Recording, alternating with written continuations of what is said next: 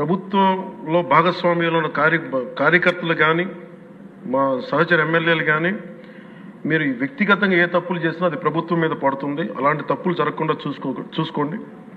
అలాంటివి జరిగితే మటుకు నేను ఎవరైనా స్థానమానం లేకుండా నాకు వాళ్ళకి సిస్టమ్ పనిచేస్తూ ఉంటుంది. అది మీరు అర్థం చేసుకోండి నేను ఏ ఉద్దేశంతో చెప్తానని చెప్పారు అధ్యక్ష. ఇలాంటి తప్పులు జరిగితే అవి వ్యక్తులు చేసిన తప్పులు పార్టీలకు కానీ ప్రభుత్వానికి కానీ చెడ్డ పేరు రాకూడదు. దాన్ని ఎలా హ్యాండిల్ చేసుకోవాలో జనసేన పార్టీ తరఫు నుంచి నేను మా వాళ్ళందరికీ కూడా ఒకటే తెలియజేశాను. మీరు వ్యక్తిగతంగా కనుక ఏదన్నా చేసి అది కూటమి ప్రభుత్వానికి ఇబ్బంది కలిగితే నేను వారిని వదులుకోవడానికి సిద్ధంగా ఉన్నానని చెప్పి చాలా స్పష్టంగా తెలియజేశాను అధ్యక్ష. అది మీరు ఇసుక విధానాల్లో కానీ మైనింగ్ విధానాల్లో కానీ ఏ రకంగానా సరే గత ప్రభుత్వం చేసింది కదా మేము కూడా చేస్తామని ఎవరన్నా నాకు జనసేన పార్టీ తరఫు నుంచి ఎవరన్నా సరే ఉంటే